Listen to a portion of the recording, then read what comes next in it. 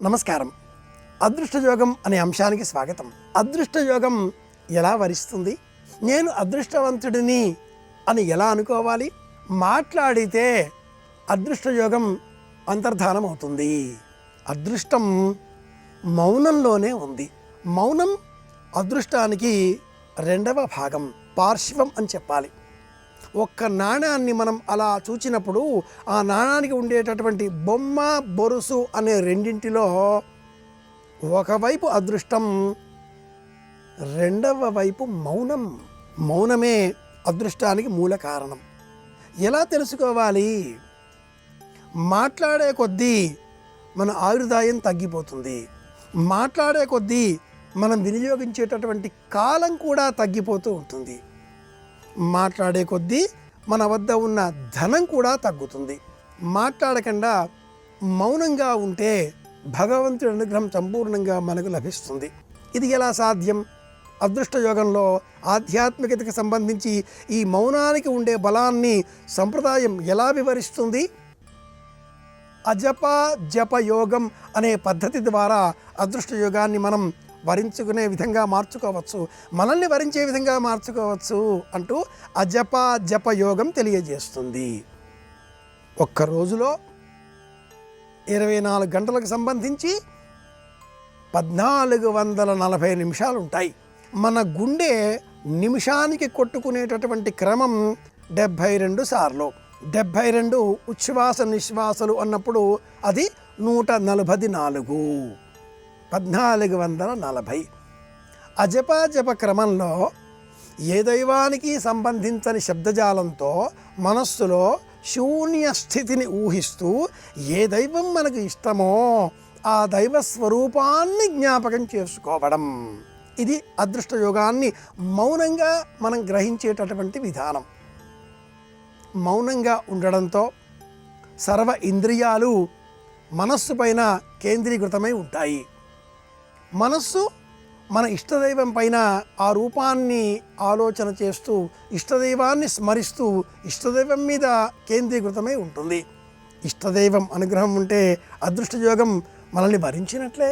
ఇష్టదైవం అనుగ్రహం కారణంగానే కదా ఆరోగ్యం, ఐశ్వర్యం, ఆనందం అన్నీ మనం పొందగలుగుతున్నాం. కనుక మౌనంలోనే అదృష్టయోగాన్ని మనం పొందగలుగుతాం. ఉపాంశువు అన్న పేరిట పెదవుల కదలిక కూడా లేకుండా మనస్సులో మనకు నచ్చిన దైవనామాన్ని స్మరణ చేయడం ప్రారంభం చేస్తే క్రమంగా ఆ దైవనామ స్మరణ కూడా అంతర్ధానమై దైవం రూపమే మిగులుతుంది. ఈ సాధన 3వ స్థితికి చేరేసరికి ఆ దైవ రూపం కూడా అంతర్ధానమై ప్రయోజనకరమైనటువంటి జ్యోతి కాంతి రూపమే మిగులుతుంది. అదే అదృష్ట కాంతి. అదృష్టం భరించిన వారికి ధనం ఉండవచ్చు, ఉండకపోవచ్చు, ఆరోగ్యం మట్టుకు తప్పక కుదిరి ఉంటుంది.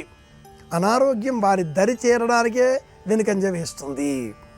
పెదవులపైన సదా చిరునవ్వుతో అదృష్టం కలవారు ఎలాంటి ఆపదలో కూడా పడకుండా నవ్వుతూ అలా కాలం గడిపేస్తారు.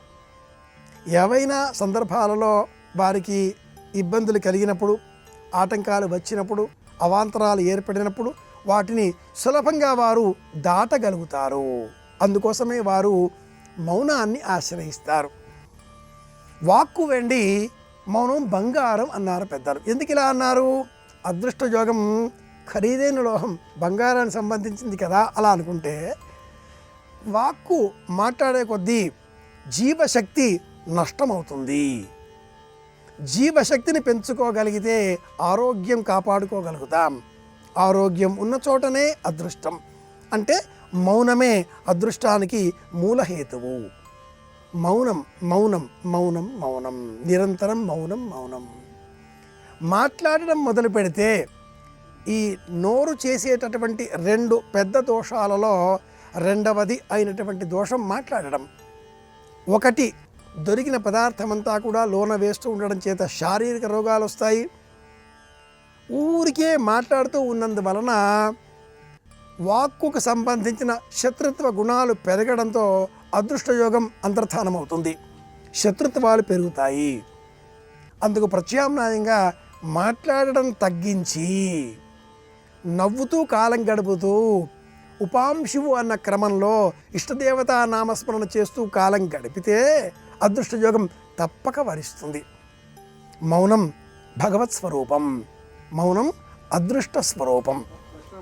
భగవంతుడిని అర్చన చేసే క్రమంలో మౌనవ్యాక్ష ప్రకటిత తముడిగా దక్షిణామూర్తినే గుర్తించాలి అని మనకు అదృష్టయోగ విధానంలో శాస్త్రం చెప్పిన మార్గం కనుక దక్షిణామూర్తి అనుగ్రహం ఉంటే సమస్త దేవతల అనుగ్రహం కూడా మనకు సులభంగా లభిస్తుంది. కాబట్టే జ్ఞానస్వరూపంగా, ధనస్వరూపంగా, అదృష్ట స్వరూపంగా, అనంతమైనటువంటి జ్ఞానాన్ని మనకు అందించేటటువంటి నిజమైనటువంటి రూపంగా ఆ స్వామిని స్తోత్రం చేద్దాం. అదృష్ట యోగానికి మూల కారణం తెలుసుకున్నాం కనుక అనుసరిద్దాం. అందరి క్షేమాన్ని కోరదాం. మళ్ళీ కలుసుకుందాం. శ్రీరామ జయం.